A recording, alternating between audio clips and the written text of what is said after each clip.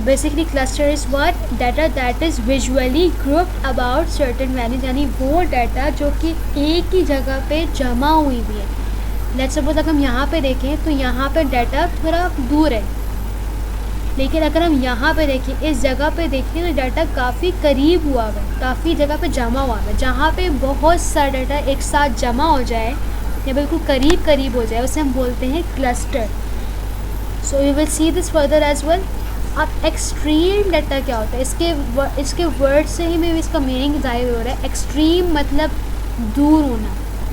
तो हमें यहाँ पे मैथ्स में बेसिकली क्या है, बेसिकली डॉट डायग्राम में एक्सट्रीम बोलते हैं उस डाटा को जो कि बाकी डाटा से काफ़ी दूर है. तो अगर देखा जाए तो यहाँ पे एक्सट्रीम पर कौन है? एक्सट्रीम पे ये 30 है, क्योंकि 30 जो है बाकी डाटा से काफ़ी दूर है. 18 इतना दूर नहीं है जितना 30 दूर है. अगर देखा जाए तो 30 में और 23 में काफ़ी डिफरेंस है, लेकिन 18 और 20 में इतना डिफरेंस नहीं है. वो डाटा जो काफ़ी फासले पे होती है, it's very far away from the majority data, we call it the extreme data. Data that is basically deviating significantly from the other data. वो डाटा जो कि डिविएट करती है या बहुत फासले पे है और जिसका नज़र आए, सिग्निफिकेंटली मतलब इम्पोर्टेंटली, जो जिसमें नज़र आए, जो चीज़ दिखने वाली होती है from the other data. Now the last thing is basically the symmetry. Before I talk about symmetry, I would like you guys to know what basic symmetry is. सबको पता है, लेकिन एक रिकॉर्डिंग पर्पस के लिए symmetry बोलते हैं कि वो लाइन या वो तरीका कि जिसमें हमारे पास हमारी पिक्चर इक्वली डिवाइड हो जाए. अब इस बात का क्या मतलब हुआ? इस बात का मतलब हुआ कि if I draw a line in this rectangle just in the middle, so I know that कि ये जो है, या अगर मैं एक रेक्टेंगल पेपर लूँ, उसको फोल्ड करूँ इक्वली, तो मुझे पता होगा कि जब मैं इसको वापस खोलूँगी तो मुझे एक लाइन नज़र आएगी बीच में क्रॉस कट करते हैं. तो मुझे पता है कि जितना हिस्सा यहाँ पे है उतना हिस्सा यहाँ पे है. तो मुझे पता है कि ये पार्ट और ये पार्ट आपस में सिमेट्रिकल है. सिमेट्रिकल मतलब है बिल्कुल सेम. वो तरीका जिससे हम किसी भी शेप को प्रॉपर इक्वल डिवाइड कर दें, we call it basically the symmetry here. Similar thing happens with the rectangle, sorry with the triangle. If I draw it here,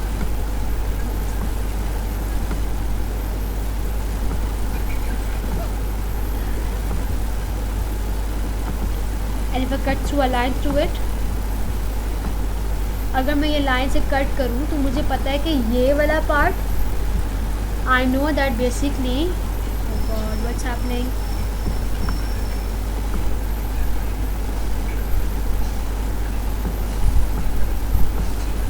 I know that basically this part is equal to this part. जितना वो part है इतना यही part है. लेकिन अगर मैं यही ट्रायंगल दोबारा से अगर रीड्रॉ करूँ और मैं अगर आपसे कहूँ, if I say, or if I cut my diagram like this, तो मैं अब कहूँगी कि ये दोनों पार्ट्स आपस में इक्वल नहीं है. अच्छा, इक्वल होने का क्राइटेरिया, वो क्राइटेरिया बेसिकली क्या है कि the shapes have to be the same. मतलब जो शेप यहाँ पे वही शेप यहाँ पे हो, जितना एरिया यहाँ पे उतना एरिया भी यहाँ पे. अगर हम बात करें ट्रायंगल में, तो जो शेप यहाँ पे है वही शेप यहाँ पे भी है. अगर यहाँ पे पॉइंटेड पार्ट है तो यहाँ पर भी पॉइंटेड पार्ट है. अगर यहाँ पे नैरो पार्ट है तो यहाँ पर भी नैरो पार्ट है. लेकिन अगर यहाँ देखा जाए जो शेप यहाँ पे वो शेप यहाँ पर नहीं है, या जितना एरिया यहाँ पे उतना एरिया वहाँ पे नहीं है, तो हम बोलेंगे ये दो पार्ट्स आपस में सिमेट्रिकल नहीं है. I hope it's clear to you guys. So let's come back to our point. They're telling us that symmetry is basically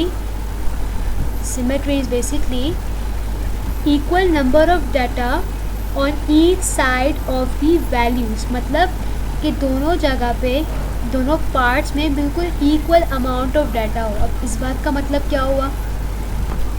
let's suppose if you given a data like this, तो यहाँ पे symmetry क्या होगी? अगर मैं इस data को divide करूँ टू पार्ट्स में, लेट्स सपोज मैंने यहाँ पे एक लाइन ड्रॉ की Let me do it a different line. Wait a second. Different color. So here it is. If I'm going to draw a line like this, तो यहाँ पे symmetry क्या है? यहाँ पे सिमेट्री का मतलब क्या है? सिमेट्री का मतलब होगा, सिमेट्री का मतलब क्या होगा कि जो डाटा यहाँ पे है, या जिस साइज़ का डाटा यहाँ पे है, या जिस तरीके का डाटा यहाँ पे है, वही डाटा इस साइड पर भी हो।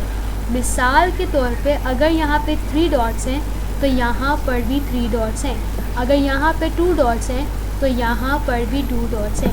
लेकिन बेसिकली सिमेट्री यहाँ पे ऐसी नहीं होती। यू विल सी की सिमेट्री इसे समझाने के लिए तो, लेकिन जो रियलिटी में ये जो रियल सिमेट्री होती है वो कुछ ये होती है।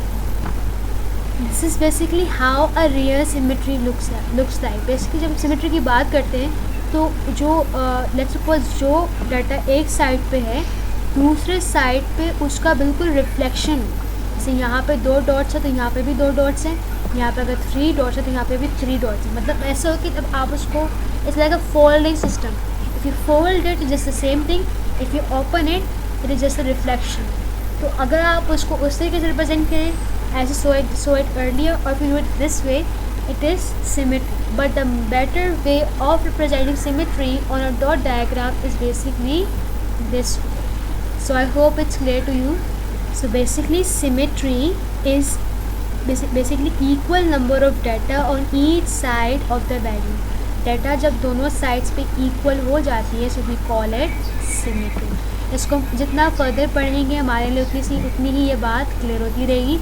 But now let me check out the answer which we have written here.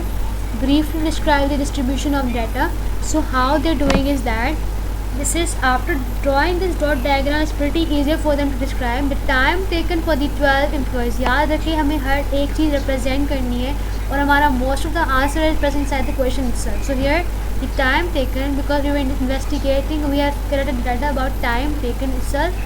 The time taken for 12 employees to travel from their homes to the office ranges. यहाँ पे जो first keyword है, यहाँ पे जो सबसे पहला कीवर्ड आया है, sorry about it, what's happening, the first and the most first keyword here about describing the data is basically the range. So here it is, ranges from how many minutes, from 18 minutes to 30 minutes.